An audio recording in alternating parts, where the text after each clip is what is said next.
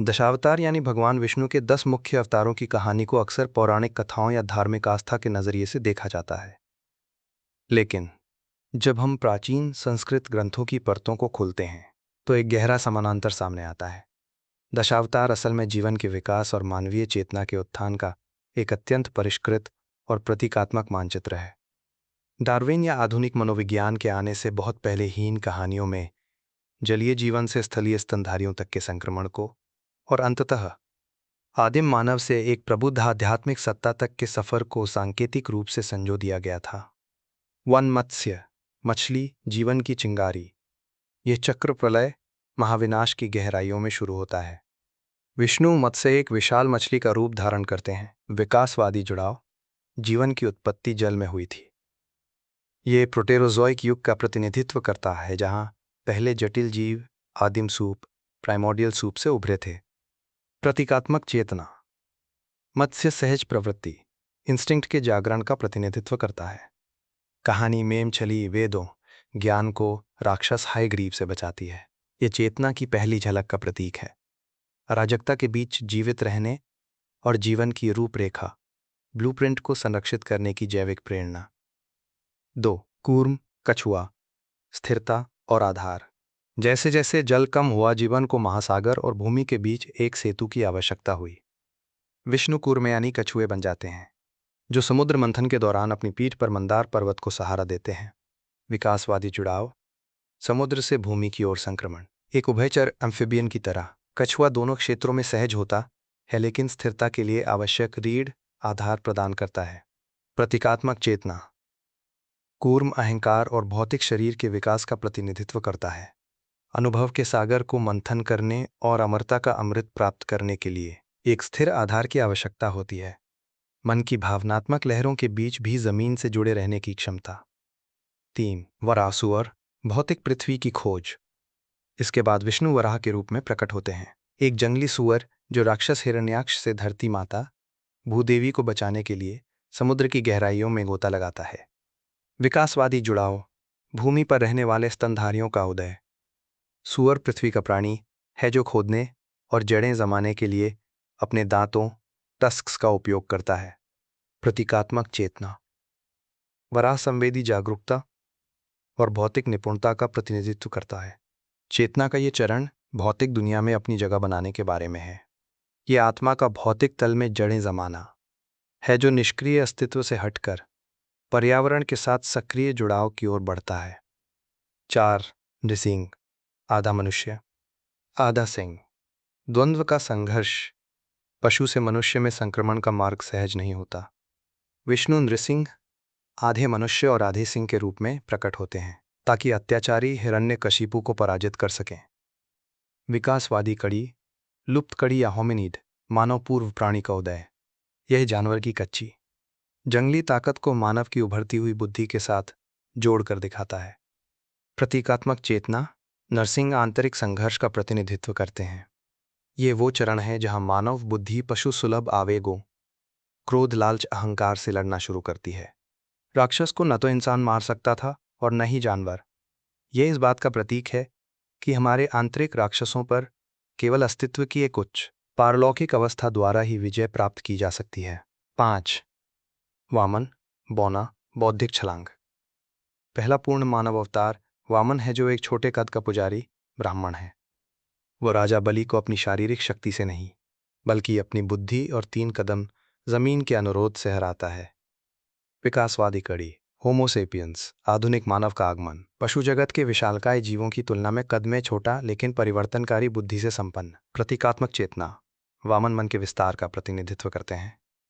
यद्यपि शारीरिक रूप से छोटे हैं वामन के 3 कदम पृथ्वी आकाश और स्वर्ग को नाप लेते हैं। ये विचार कल्पना और आध्यात्मिक उद्देश्य के माध्यम से शारीरिक सीमाओं को पार करने की मानव क्षमता का प्रतीक है। 6. परशुराम कुल्हाड़ी वाला योद्धा। कच्ची सामाजिक व्यवस्था। मानव मन के उदय के साथ ही समाज का भी उदय होता है और समाज के साथ ही संघर्ष भी आता है। परशुराम एक तपस्वी योद्धा हैं जो दुनिया को भ्रष्ट अत्याचारियों से मुक्त करते हैं। विकासवादी कड़ी। नवपाषाण कांस्य युग। कुल्हाड़ी पहले प्रमुख औजारों और संगठित युद्ध तथा क्षेत्रीय रक्षा की शुरुआत का प्रतिनिधित्व करती है। प्रतीकात्मक चेतना परशुराम अनुशासन और नैतिकता पर महारत का प्रतिनिधित्व करते हैं। हालांकि उनकी ऊर्जा अपरिष्कृत है, वे धार्मिक क्रोध से प्रेरित होकर कार्य करते हैं। ये चेतना के उस चरण का प्रतीक है जहां हम सही और गलत में अंतर तो समझते हैं, लेकिन न्याय को बिना हिंसा के संभालने के लिए आवश्यक भावनात्मक परिपक्वता का अभाव होता है। सात राम आदर्श पुरुष, सामाजिक खाका। भगवान राम सामाजिक और नैतिक विकास के शिखर का प्रतिनिधित्व करते हैं। वे मर्यादा पुरुषोत्तम है, वो श्रेष्ठ पुरुष जो किसी भी कीमत पर धर्म कानून का पालन करता है। विकासवादी कड़ी लौह युग और परिष्कृत सभ्यताओं, साम्राज्यों तथा जटिल सामाजिक अनुबंधों का जन्म। प्रतीकात्मक चेतना राम नैतिक अहंकार का प्रतिनिधित्व करते हैं। यहाँ चेतना सामूहिक भलाई के लिए अपनी व्यक्तिगत इच्छाओं का त्याग करना सीखती है। ये एक आदर्श व्यक्तित्व का विकास है जो तर्क, कर्तव्य और भावनात्मक संयम द्वारा संचालित होता है। 8 कृष्ण दिव्य राजनेता, बहुआयामी मन। कृष्ण एक पूर्ण अवतार हैं। वे एक प्रेमी, एक योद्धा, एक कूटनीतिज्ञ और एक दार्शनिक हैं। वे कानून की उच्च भावना की रक्षा के लिए राम के कठोर नियमों को तोड़ते हैं। विकासवादी कड़ी जटिलता का आधुनिक युग। जीवन अब केवल काला और सफेद सीधा सादा नहीं रहा, इसमें बारीकियों और रणनीति की आवश्यकता होती है। प्रतीकात्मक चेतना कृष्ण एकीकृत स्व, इंटीग्रेटेड सेल्फ का प्रतिनिधित्व करते हैं। वे हमें दुनिया में रहने के लिए प्रोत्साहित करते हैं, लेकिन दुनिया के होकर न रहने के लिए। भगवद गीता में उनकी शिक्षा बिना किसी आसक्ति के कर्म पर ध्यान केंद्रित करना एक अत्यंत विकसित बहुआयामी चेतना के लिए एक मार्गदर्शक है जो संघर्षों के बीच भी लीला खेल का अनुभव करती है। 9 बुद्ध जागृत अंतर्मुखी मोड़। जहां कृष्ण ने हमें दुनिया में जीना सिखाया, वहीं बुद्ध हमें अपने भीतर देखना सिखाते हैं। वे इच्छाओं के शमन के माध्यम से दुखों के अंत की खोज करते हैं। विकासवादी कड़ी भौतिकता परवर्ती चरण। एक बार जब सभ्यता का निर्माण हो जाता है तो मानवीय चेतना स्वयं अस्तित्व के स्वरूप पर प्रश्न उठाना शुरू कर देती है।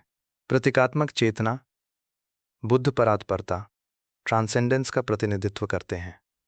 यह शांति, सजगता और इस बोध का चरण है कि बाहरी दुनिया हमारी आंतरिक स्थिति का ही एक प्रक्षेपण है। यह कुछ करने, डूइंग से होने, बीइंग की ओर होने वाला विकास है। 10 कल्कि अंतिम रूपांतरणकर्ता, महान पुनर्स्थापन, द ग्रेट रीसेट। अंतिम अवतार कल्कि के बारे में कहा जाता है कि वे कलियुग, वर्तमान अंधकार युग के अंत में एक श्वेत अश्व पर सवार होकर और अग्नि की तलवार धारण किए हुए प्रकट होंगे। विकासवादी कड़ी